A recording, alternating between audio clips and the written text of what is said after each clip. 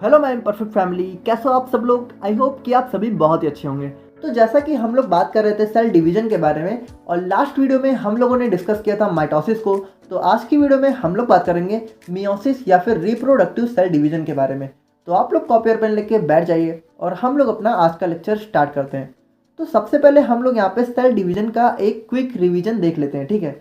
तो जो हमारा सेल डिवीजन होता था, तो इसके अंदर हमारे बेसिकली दो फेस होते थे, जिसमें पहला था हमारा इंटरफेस और दूसरा था हमारा एम फेज। और जो हमारी इंटरफेस थी उसके अंदर भी हमारे कुछ सब स्टेज होते थे, जिसमें पहला था हमारा G1 फेस, दूसरा था हमारा S फेस और तीसरा था हमारा G2 फेस। और जो हमारा एम फेस था ये बेसिकली हमारा दो टाइप का होता था, जिसमें पहला था हमारा माइटोसिस और दूसरा था हमारा मियोसिस।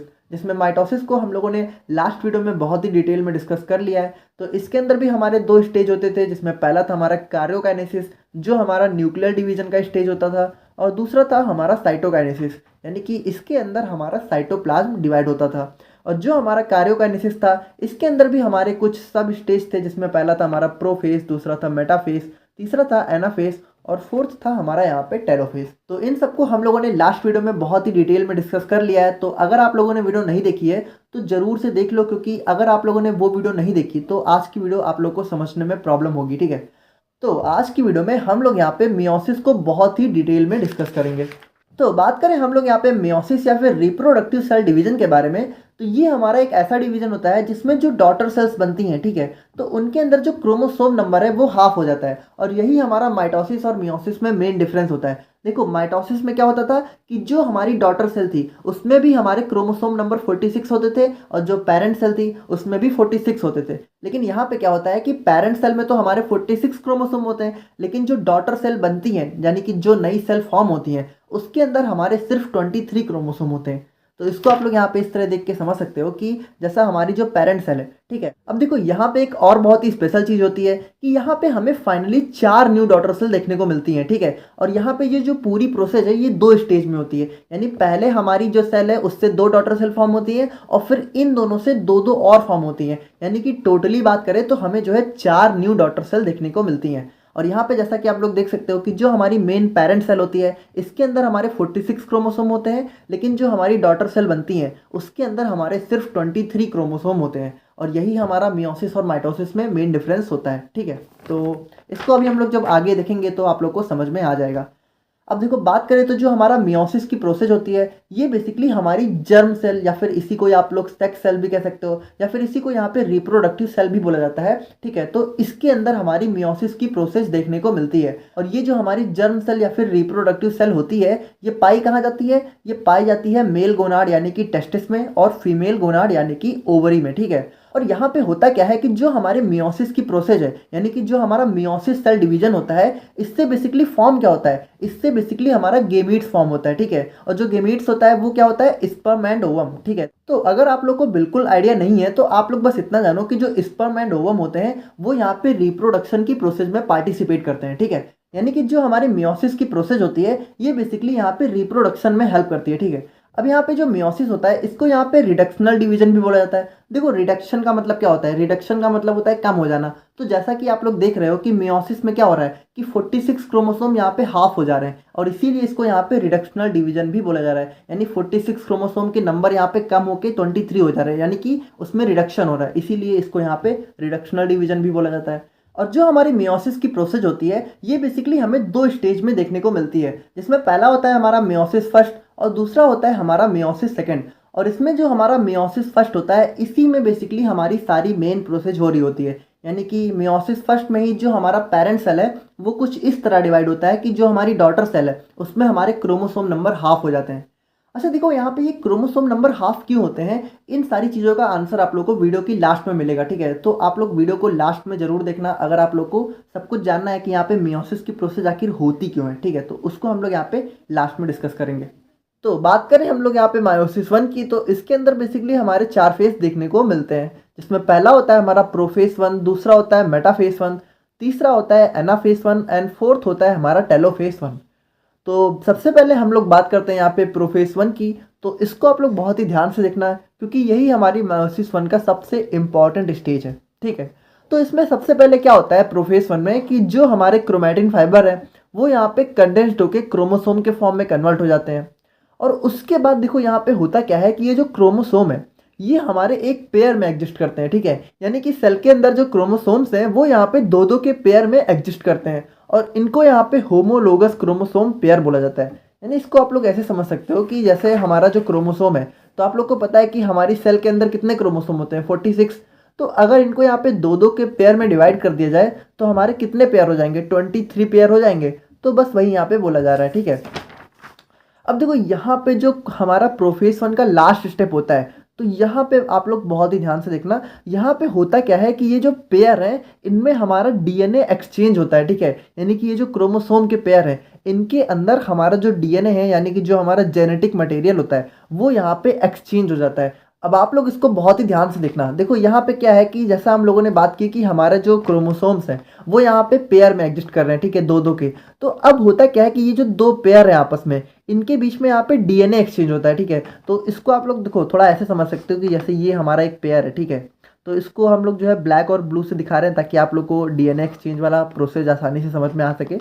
तो देखो यहाँ पे आप लोग देख रहे हो ये जो पेयर है, अब देखो इस तरह के 23 पेयर होते हैं, लेकिन यहाँ पे हम लोग सिर्फ दो पेयर को दिखा रहे हैं क्योंकि उतनी जगह तो है नहीं। बट आप लोग समझ जाओ कि ऐसे 23 पेयर्स होते हैं, ठीक है, यानी टोटल 46 क्रोमोसोम।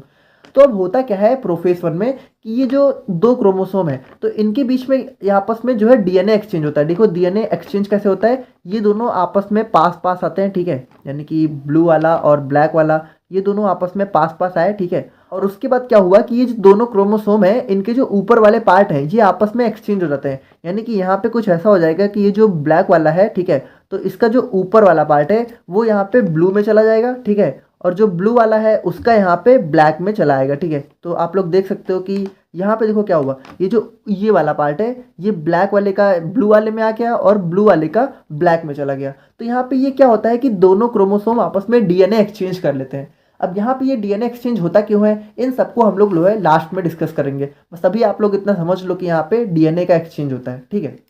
और वहीं पे बात करें हम लोग अपने मेटाफेज 1 की, तो जैसा कि हम लोगों ने अपने पिछले लेक्चर में देखा था कि सेंट्रोसोम के अंदर स्पिंडल फाइबर का फॉर्मेशन होता है, तो यहाँ पे भी वही चीज़ होती है। और उसके बाद क्या होता है कि ये जो स्पिंडल फाइबर है ये जो होमोलोगस क्रोमोसोम का पेयर है उसको यहाँ पे सेंटर में ले आते हैं, ठीक है। तो आप लोग इसको यहाँ पे देख सकते हो कि यहाँ पे क्या हुआ कि स्पिंडल फाइबर्स ने क्या किया, जो है क्रोमोसोम को यहाँ पे सेंटर में ले आए और ये जो न्यूक्लियस था ना ये भी डिसअपियर हो गया, यानी कि गायब हो गया। तो आप लोग देख सकते हो कि यहाँ पे हमारे जो भी सेंट्रोसोम है वो यहाँ पे स्पिंडल फाइबर्स की हेल्प से सेंटर में अलाइन हो गए। और अब बात करें हम लोग अपने एनाफेज 1 की, तो यहाँ पे आप लोग बहुत ही ध्यान से देखना। देखो यहाँ पे क्या हो रहा है कि यहाँ पे जो हमारे होमोलोगस क्रोमोसोम थे वो यहाँ पे सेपरेट होके सेल के अलग अलग पोल में पहुँच जाते हैं। अब आप लोग इसको बहुत ही ध्यान से देखना। देखो हम लोग इसको थोड़ा कंपेयर करके चलते हैं अपने माइटोसिस के एनाफेज से। देखो यहाँ पे क्या हुआ कि जो हमारा ये मायोसिस का एनाफेज 1 है उसमें क्या हुआ कि हमारे ये जो क्रोमोसोम थे, ठीक है, तो दो यहाँ पे अपने सेल के इस पोल में चले गए और दो यहाँ पे इस पोल में चले गए। यहाँ पे आप लोग एक चीज़ ध्यान से देखना कि जो हमारा माइटोसिस का एनाफेज था, ठीक है, वहाँ पे क्या हो रहा था कि ये जो हमारे क्रोमोसोम थे ये सेंटर से स्प्लिट हो जा रहे थे। यानी कि देखो यहाँ पे माइटोसिस में क्या हो रहा था कि ये जो क्रोमोसोम थे, ठीक है, ये यहाँ पे बीच से अलग हो जा रहे थे, ठीक है, यानी कि ये हमारा ऐसे अलग और ये हमारा ऐसे अलग। लेकिन हमारा मायोसिस में क्या हो रहा है, देखो मायोसिस में यहाँ पे अलग नहीं हो रहे बल्कि यहाँ पे क्रोमोसोम जो है दो दो के पेयर में अलग हो रहे हैं, ठीक है, यानी दो हमारे ऊपर चले गए और दो हमारे नीचे चले गए। यहाँ पे जो सिस्टर क्रोमेटिड्स है वो यहाँ पे अलग नहीं हुई है, ठीक है। और इसी की वजह से जो हमारा मायोसिस सेल डिवीजन होता है उसमें हमारे क्रोमोसोम नंबर हाफ हो जाते हैं, ठीक है। तो इसको अभी आप लोग यहाँ पे टेलोफेज में देखना। तो टेलोफेज 1 में जो हमारे स्पिंडल फाइबर थे वो यहाँ पे डिसअपियर हो जाते हैं और जो हमारा होमोलोगस क्रोमोसोम था उसके अराउंड में हमारी न्यूक्लियर मेम्ब्रेन फॉर्म हो जाती है। और उसके बाद जो साइटोकाइनेसिस की प्रोसेस होती है उसके थ्रू जो हमारी सेल है वो डिवाइड हो जाती है और हमें दो नई डॉटर सेल देखने को मिलती है। तो जैसा कि आप लोग देख सकते हो कि जो क्रोमोसोम हमारे सेल की अलग अलग पोल में गए थे उनके अराउंड यहाँ पे पहले न्यूक्लियस फॉर्म होता है और उसके बाद जो हमारी सेल है वो यहाँ पे सेपरेट हो जाती है और हमें दो नई डॉटर सेल देखने को मिल जाती हैं। अब आप लोग यहाँ पे ध्यान से देखना कि जो हमारी पेरेंट सेल थी उसमें हमारे क्रोमोसोम नंबर कितने थे, 4। और उसके बाद जो हमारी डॉटर सेल जो दो अलग अलग बनी है उसमें हमारे क्रोमोसोम नंबर कितने हैं, 2। यानी कि जो हमारी क्रोमोसोम है वो यहाँ पे हाफ हो गए, ठीक है। तो यहाँ पे आप लोग ये मत समझना कि हमारी सेल में 4 ही क्रोमोसोम होते हैं। देखो होते यहाँ पे 46 है, ठीक है। यहाँ पे आप लोग बस इतना समझो कि हाफ हो रहे हैं। तो यहाँ पे अगर 4 हैं तो 2 हो रहे हैं, तो 46 है तो कितना हो जाएगा, 23, ठीक है। और यही होता है हमारा मियोसिस में कि हमारा क्रोमोसोम नंबर 23 हो जाता है। तो जैसा कि आप लोग इन फिगर्स में देख के समझ सकते हो कि प्रोफेज वन में हमारा क्या हो रहा है कि पहले हमारे क्रोमोसोम यहाँ पे अटैच हो रहे हैं और उसके बाद यहाँ पे उनमें डीएनए एक्सचेंज हो रहा है। और उसके बाद मेटाफेज वन में क्या हो रहा है कि जो हमारे क्रोमोसोम्स हैं वो यहाँ पे स्पिंडल फाइबर्स की हेल्प से यहाँ पे सेंटर में अलाइन हो रहे हैं। और उसके बाद एनाफेज वन में क्या हो रहा है कि ये जो क्रोमोसोम्स हैं वो हमारे सेल की अपोजिट पोल में जा रहे हैं, ठीक है। और टेलोफेज वन में क्या हो रहा है कि ये जो क्रोमोसोम्स हैं वो हमारे जो है अलग हो जा रहे हैं और उसके बाद हमारी जो है दो नई सेल्स हमें देखने को मिल रही है, जहाँ पे जो हमारे क्रोमोसोम्स है वो यहाँ पे हाफ हो गए, ठीक है। यानी यहाँ पे 4 है तो यहाँ पे 2 हो गए। यानी इस तरीके से यहाँ पे 46 होते हैं तो यहाँ पे 23 हो जाते हैं। तो आप लोग इस चीज़ को ध्यान रखना। तो अब देखो मायोसिस की प्रोसेस हमारी अभी खत्म नहीं हुई है। अब मायोसिस फर्स्ट के बाद जो हमारी दो नई डॉटर सेल बनी है वो यहाँ पे मायोसिस 2 में एंटर कर जाएंगी, ठीक है। और उसके बाद वो जो दो हैं वो यहाँ पे 4 नई सेल्स में डिवाइड होंगी और तब जाके हमारा जो मायोसिस है वो यहाँ पे कंप्लीट होगा। तो बात करें हम लोग यहाँ पे मायोसिस सेकंड की, तो इसके अंदर भी हमें 4 स्टेज देखने को मिलते हैं। जैसे हमारे मायोसिस फर्स्ट में था तो वहाँ पे हमारा क्या था, प्रोफेज 1, तो यहाँ पे 2 है, ठीक है। और इसी तरीके से मेटाफेज 2, एनाफेज 2 और टेलोफेज 2। अब इन चारों को हम लोग यहाँ पे एक एक करके थोड़ा जल्दी से देख लेते हैं। अब देखो यहाँ पे जो हमारी मायोसिस 2 की प्रोसेस होती है वो बिल्कुल माइटोसिस जैसी होती है। यानी माइटोसिस में जैसा प्रोफेज था, मेटाफेज था, एनाफेज था, उसी तरीके से हमारी मायोसिस 2 में हमारा प्रोफेज 2 भी उसी तरीके से होगा और मेटाफेज 2 भी उसी तरीके से होगा। तो हम लोग इसको जो है जल्दी से देख लेते हैं। तो देखो प्रोफेज 2 में हमारा क्या होगा कि जो हमारी दो डॉटर सेल थी उनके अराउंड जो न्यूक्लियर मेम्ब्रेन है वो यहाँ पे डिसअपियर होना स्टार्ट हो जाएगी और जो सेंट्रोसोम है उसके अंदर हमारे जो है स्पिंडल फाइबर का फॉर्मेशन स्टार्ट हो जाएगा। तो जैसा कि आप लोग यहाँ पे देख रहे हो कि जो हमारी दो नई डॉटर सेल बनी है तो प्रोफेज 2 में हमारा क्या हुआ कि पहले तो ये जो न्यूक्लियस था वो यहाँ पे डिसअपियर हो गया और उसके बाद जो सेंट्रोसोम थे उनके अंदर स्पिंडल फाइबर का फॉर्मेशन स्टार्ट हो गया। और उसके बाद मेटाफेज 2 में क्या होगा कि जो हमारे स्पिंडल फाइबर हैं वो यहाँ पे क्रोमोसोम को सेंटर में अलाइन कर देंगे। तो इसको भी आप लोग यहाँ पे देख सकते हो कि मेटाफेज 2 में क्या हुआ कि ये जो हमारे क्रोमोसोम थे वो हमारे स्पिंडल फाइबर की हेल्प से सेंटर में अलाइन हो गए, ठीक है। और उसी तरीके से जो हमारा एनाफेज 2 है इसमें क्या होगा कि अब देखो यहाँ पे आप लोग थोड़ा ध्यान से देखना, हमारा जो एनाफेज 2 है वो बिल्कुल जो है हमारे माइटोसिस वाले एनाफेज की तरह होगा। देखो वहां पे माइटोसिस में क्या होता था कि जो हमारा क्रोमोसोम थे वो यहाँ पे सेंटर से ब्रेक होते थे, ठीक है। तो उसी तरीके से जो एनाफेज 2 है उसमें हमारे जो क्रोमोसोम है वो यहाँ पे सेंटर से ब्रेक हो गए हमारे सेल की दो अलग अलग पोल में पहुंच जाएंगे। देखो यहाँ पे एनाफेज 1 में क्या हो रहा था, बिल्कुल कंपेयर करते हुए चलो, एनाफेज 1 में हमारे जो क्रोमोसोम थे वो यहाँ पे सेंटर से नहीं अलग हो रहे थे बल्कि हमारा पूरा का पूरा क्रोमोसोम यहाँ पे जैसे 2 यहाँ पहुंच गए और 2 यहाँ पहुंच गए। लेकिन हमारा जो एनाफेज 2 है इसमें क्या होगा, इसमें अब फिर से हमारा जो क्रोमोसोम है वो सेंटर से अलग होगा, ठीक है। यानी कि ये जो सेंट्रोमेयर है, ठीक है, ये जो सेंटर रहता है इसको हम लोग जो है सेंट्रोमेयर बोलते हैं। तो यहाँ पे ये सेंट्रोमेयर से अलग हो जाएगा और ये जो दो आर्म दिख रही है ये होती है यहाँ पे सिस्टर क्रोमेटिड्स, यानी कि ये जो क्रोमेटिड्स है ये यहाँ पे अब अलग हो जाएंगी, ठीक है। तो यहाँ पे एनाफेज 2 हमें कुछ इस तरीके से देखने को मिलता है। और फाइनली टेलोफेज 2 में जो हमारे स्पिंडल फाइबर थे वो यहाँ पे डिसअपियर हो जाते हैं और जो हमारे क्रोमोसोम्स यहाँ पे अलग हुए थे उनके अराउंड में एक न्यूक्लियर मेम्ब्रेन फॉर्म हो जाती है और उसके बाद जो हमारी सेल है वो यहाँ पे जो है डिवाइड हो जाती है और हमें 4 न्यू डॉटर सेल्स देखने को मिलती हैं। तो यहाँ पे आप लोग इस फिगर के थ्रू पूरी मायोसिस 2 को समझ सकते हो। तो जो दो नई डॉटर सेल हमें मायोसिस 1 के बाद देखने को मिली थी तो प्रोफेज 2 में क्या होगा कि ये जो दो नई डॉटर सेल हैं तो इनके अंदर की जो क्रोमोसोम है तो उनके अराउंड में जो न्यूक्लियर मेम्ब्रेन थी वो यहाँ पे डिसअपियर हो जाएगी। और उसके बाद मेटाफेज 2 में क्या होगा, ये जो दो क्रोमोसोम है ये यहाँ पे सेंटर में अलाइन हो जाएंगे। और उसके बाद एनाफेज 2 में क्या होगा कि ये जो है सेंट्रोमेयर से स्प्लिट हो जाएंगे और दो अलग अलग पोल में पहुंच जाएंगे। और टेलोफेज 2 में क्या होगा कि इनके अराउंड जो है सबसे पहले न्यूक्लियस फॉर्म होना स्टार्ट हो जाएगा और साइटोकाइनेसिस में फाइनली क्या होगा कि ये जो है डिवाइड हो जाएंगे और साइटोप्लाज्म यहाँ पे डिवाइड हो जाएगा और हमें 4 नई डॉटर सेल देखने को मिलेंगी। अब आप लोग यहाँ पे थोड़ा ध्यान से देखना, देखो मायोसिस 2 में ये जो 4 नई सेल फॉर्म हुई है इनके अंदर जो क्रोमोसोम नंबर है वो बिल्कुल सेम है। यहाँ पे देख लो, यहाँ पे भी 2 हैं और यहाँ पे इन चारों में भी 2 हैं क्योंकि ये बिल्कुल जो है माइटोसिस की तरह होता है। देखो मायोसिस 1 में ही हमारे क्रोमोसोम नंबर हाफ हो रहे थे, मायोसिस 2 के बाद जो डिवीजन होता है उसमें तो हमारे क्रोमोसोम नंबर सेम रहते हैं, ठीक है। यहाँ पे भी आप लोग देख सकते हो 2 है और यहाँ पे भी आप लोग देख सकते हो 2 है। अब यहाँ पे अगर आप लोग को ये चीज़ें नहीं समझ में आ रही कि ये क्रोमोसोम का स्ट्रक्चर यहाँ पे अलग है और यहाँ पे अलग है तो आप लोग जो है हमारा पिछला लेक्चर अच्छे से देखना, वहाँ पे मैंने जो है इस चीज़ को बहुत ही अच्छे से एक्सप्लेन कर दिया है। तो यहाँ पे हमारा मायोसिस सेल डिवीजन तो कंप्लीट हो जाता है, लेकिन अब हम लोग यहाँ पे कुछ इंपॉर्टेंट पॉइंट्स की बात कर लेते हैं कि जो हमारा मायोसिस है ये हमें देखने को क्यों मिलता है और क्यों हमारी जो डॉटर सेल फॉर्म होती हैं उसमें हमारे क्रोमोसोम नंबर हाफ हो जाते हैं।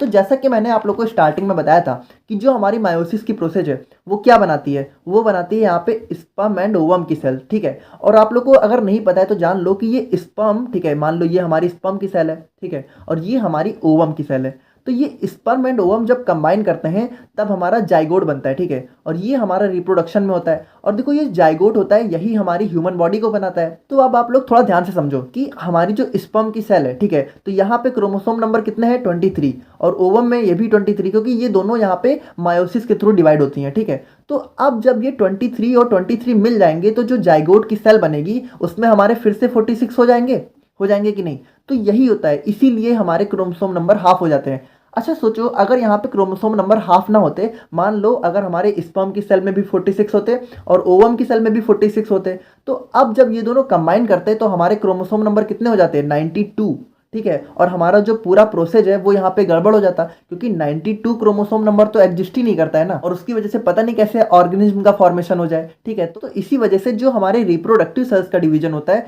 वो यहाँ पे मायोसिस के थ्रू होता है, ठीक है। अब आप लोग यहाँ पे एक चीज और समझ लो कि जो हमारा 46 क्रोमोसोम होता है, यानी कि ऐसी सेल्स जिनके अंदर हमारे 46 क्रोमोसोम होते हैं उनको यहाँ पे डिप्लॉइड सेल बोला जाता है, ठीक है।